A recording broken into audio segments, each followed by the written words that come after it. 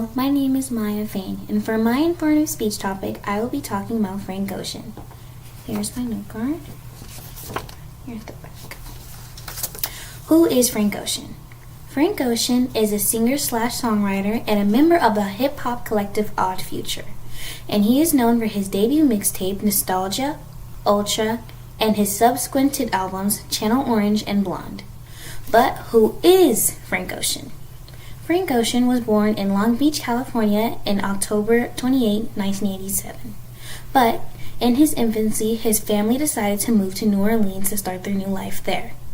Growing up in New Orleans, Frank Ocean was predominantly surrounded by the jazz scene and the R&B section in music, and this culturally set his musical career for his future. Going along with his early life, as he graduated high school, he wanted to go to college at the University of New Orleans. He got accepted and found out that they had a studio there.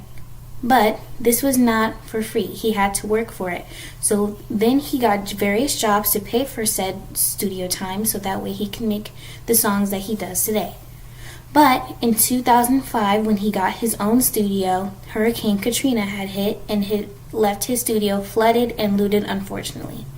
This impacted his musical career and set him back from his dreams to pursue his music.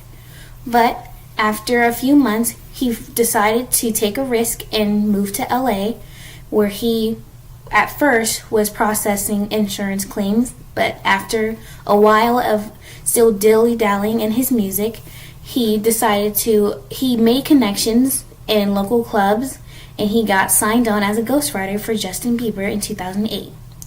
What him and Justin Bieber did in 2008 was made a track called Bigger. They made this song, and it skyrocketed him as a professional ghostwriter, and he soon got knowledge later in that year from Beyonce. Him and Beyonce finally made a song called I Miss You, which then got him connected to other people along his way. But still being a ghostwriter, he finally got recognized by his new producer, Tricky Stewart. Tricky Stewart allowed him to land a contract with Def Jam as a solo artist, where he then met Tyler Creator. Him and Tyler Creator had become best friends, and he had made a lot of friends with celebrities through Tyler Creator. Tyler Creator, who also encouraged Ocean in his songwriting, allowed him to release a mixtape called Nostalgia. This album, Nostalgia, is what skyrocketed his career in 2011. Impressed with his efforts were superstars Jay-Z, Kanye West, and Beyonce, prompting Ocean to contribute his vocals to 2 tracks in their August 2011 album, Watch the Throne.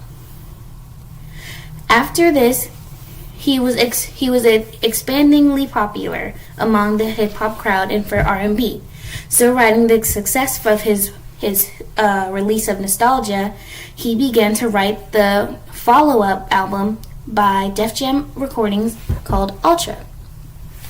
When he made Ultra, people were mostly confused by it because he had gone into more MGMT, which is another band that is mostly into rock. So people weren't really used to how he did his music, but they went along with it. And when he changed his music, he got an interview from Jimmy Fallon in 2012. After going through the hypocritical phases when he had to talk about why he changed his music up so suddenly, he finally released another album, Channel Orange. And this was released in 2012, and it scored #1 in the top album charts on Apple Music. His family was very proud of him, and they still live in New Orleans, where he mostly keeps his roots, and he is still going back to R&B to this day, also mixed with a little MGT. Thank you for listening. I will now show you an interview that shows what he's doing today and how he gets into his political and activism mode that he's in as of right now. Thank you.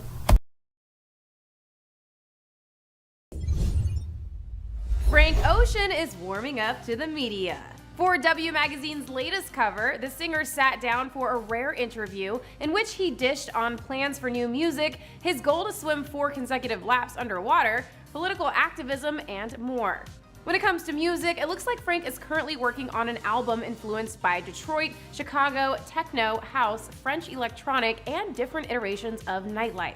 And although the New Orleans native predominantly works alone, Frank said he's surrounding himself with other creatives he respects, telling W, "I like the parts of the process where I work with session musicians or with other record producers or featured artists and guest vocalists," adding, "I've been trying to make time to do more of that sort of thing and be in spaces where I'm not the expert." When it comes to politics, for the 2018 midterm election, the blonde artist rewarded fans who proved they voted in swing states with fresh t-shirts. Well, Frank says he'll be continuing his political activism in the future. He told the magazine, "The stakes are high. I would replace the word responsibility with opportunity when it comes to voting, because you have the right to do nothing, but you have an opportunity to do so much more." Okay, Frank, Billboard needs